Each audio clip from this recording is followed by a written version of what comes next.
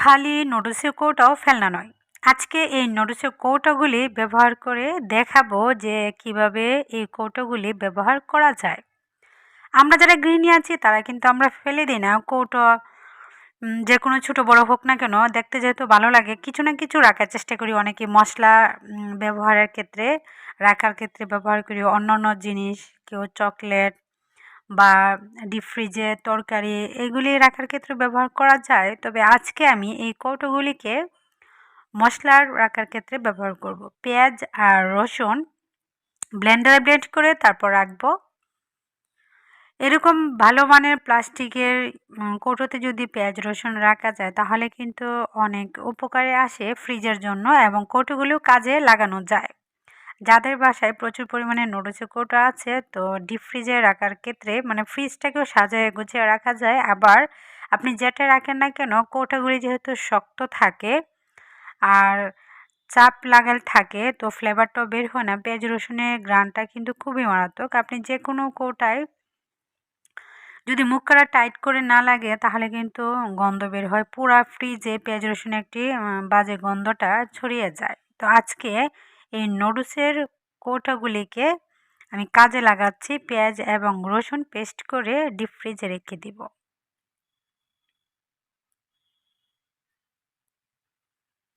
আপনারা কারা কিভাবে এই নুডলসের কৌটোগুলি ব্যবহার করছেন, কিভাবে কাজে লাগাচ্ছেন, অবশ্যই কমেন্ট বক্সে কমেন্টে লিখে পাঠাবেন। এরকম কৌটো যদি প্রচুর পরিমাণে থাকে তো আপনি চাইলে তরকারি রান্না করে রান্না তরকারিটাও কিন্তু রেখে দিতে পারবেন। একটার উপর আরেকটা এরকম সাজিয়ে গুছিয়ে কিন্তু ডিপ ফ্রিজটাকেও সাজিয়ে রাখা যায়। খাবারগুলোও ভালো মানসম্মতভাবে থাকে, কারণ এই নুডলসের কৌটোর প্লাস্টিকটা কিন্তু ভালো মানের থাকে। আর এরকম চাপ লাগাল থাকে, ফ্লেভারটিও বের হয় না। যে কোনো জিনিস রাখলে অনেক সুন্দর থাকে। দুইটি কৌটোর মধ্যে আমি রেখেছি পেঁয়াজ বাটা, পেঁয়াজের পেস্ট রেখেছি, আর দুইটার মধ্যে রাখবো রসুনের পেস্ট।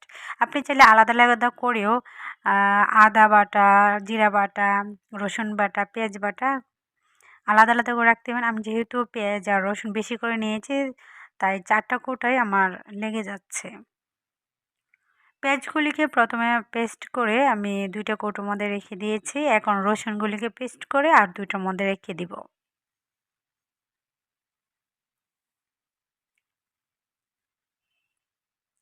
আমার বাসায় নুডলসের কৌটোগুলি অকেজো পড়া ছিল, তো ভাবছিলাম এটাকে কি কাজে লাগানো যায়। সবার বাসায় প্রচুর পরিমাণে প্লাস্টিকের বোতল কৌটা আমরা বিভিন্ন ধরনের বিভিন্ন জনে বিভিন্নভাবে কাজে লাগাই। তো আজকে আমি যেভাবে কাজে লাগিয়েছি সেটাই আপনাদের সাথে শেয়ার করে নিয়েছি। আজকের ভিডিওটি কেমন লাগলো অবশ্যই কমেন্ট বক্সে কমেন্টে জানাবেন। বেশি ভালো লাগলে ফ্রেন্ডস এবং ফ্যামিলিদের সাথে আমার ভিডিওটা শেয়ার করে দিবেন। রসুনটাকে পেস্ট করে নিচ্ছি। এখন আরও 2টা যে কৌটো খালি আছে ওইটার মধ্যে ভরে নিচ্ছি। 4টি কৌটোকেই আমি এভাবে কাজে লাগিয়েছি। তো আপনারা চাইলে পেঁয়াজ রসুন পেস্ট করে এরকম বাটি থাকলে বাটিতে রেখে দিতে পারেন।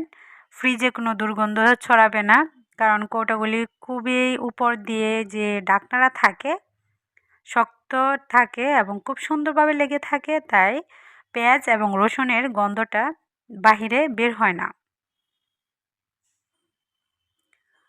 এখন আমি ডিপ ফ্রিজে রেখে দিব।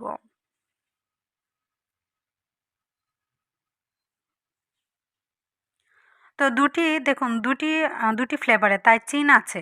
একটা হচ্ছে চিকেন ফ্লেভার যেটা রসুন রেখেছি, তো আলাদা চিন। যেহেতু কৌটা 4টা নুডলসে, তাই আমি কিভাবে বুঝতে পারবো পেঁয়াজ কোনটায় রসুন কোনটায়, এই জন্য আলাদা আলাদা চিন আছে।